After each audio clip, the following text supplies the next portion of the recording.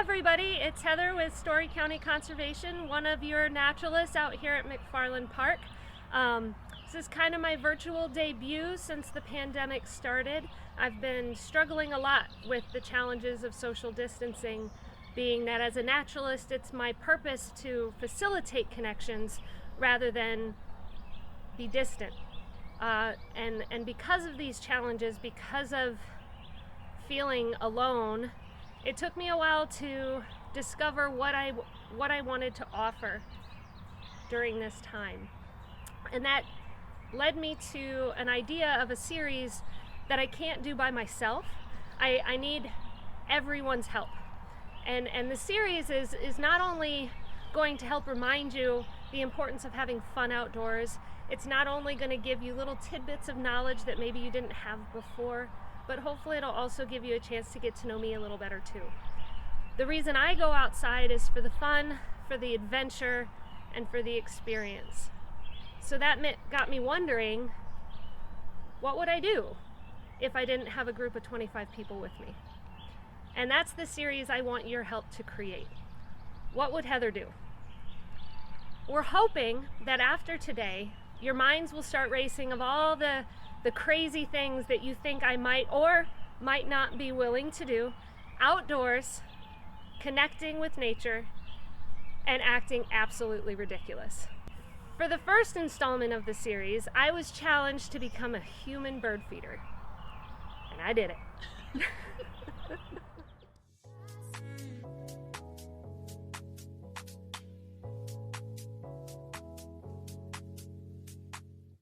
It was interesting when deciding how to prepare myself to become a human bird feeder, all the different varieties of seed we should use, and the different feeding styles of birds. So should we put seed vertically on my body, or should it just be a platform? We definitely needed to make sure we had lots of different food sources, whether that's the container of grape jelly sitting on top of my head, or the peanut butter and peanuts wedged in between my toes.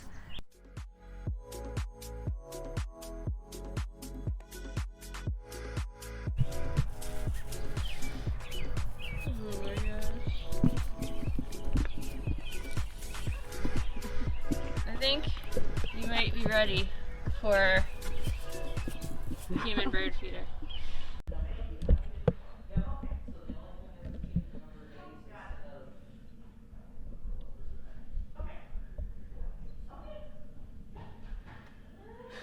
Good luck, Heather. So one of the reasons why I jumped on this chance to challenge to turn myself into a bird feeder was birding has really grown throughout this time of social distancing. I don't know if it's because people have more time to be outside, people have more opportunity to be quiet and still and alone, but birding has exploded these last few months, and it's been really exciting for me to have the opportunity to go out birding on my own.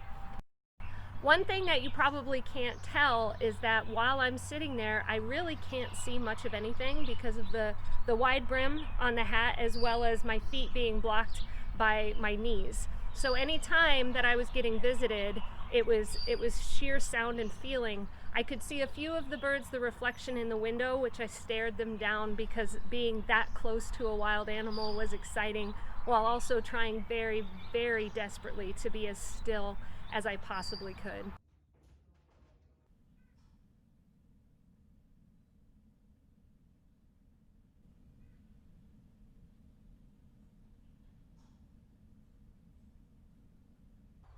So while I was sitting there listening to the potential that could come visit me at myself, at the feeder, at what I had become, the sounds of the orioles and hoping they would land on top, the sounds of the finches all around me. But there was one song that got me really excited, and that was the song of the cardinal. I totally just got distracted by a bird. That was funny. Bird?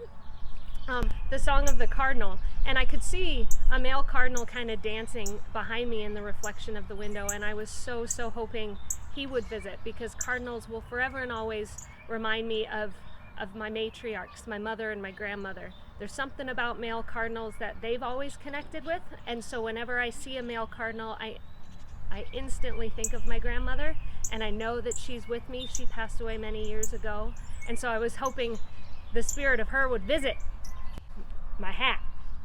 But I think she just thought I was being ridiculous and flew away.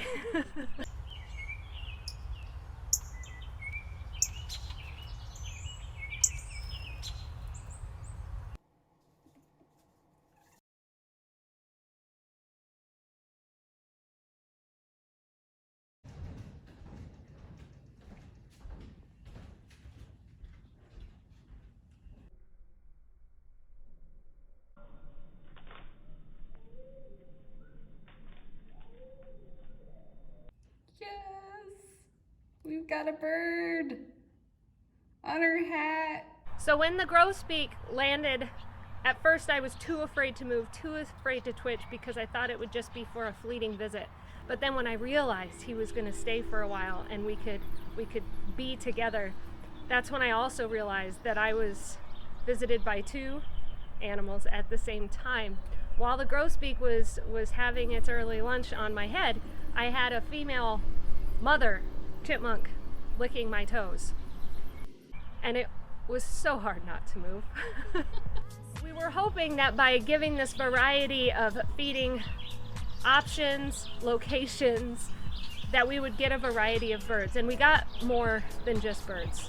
I got a lot more than I thought I was signing up for. And it was a very enjoyable morning out here at McFarland Park, that's for sure.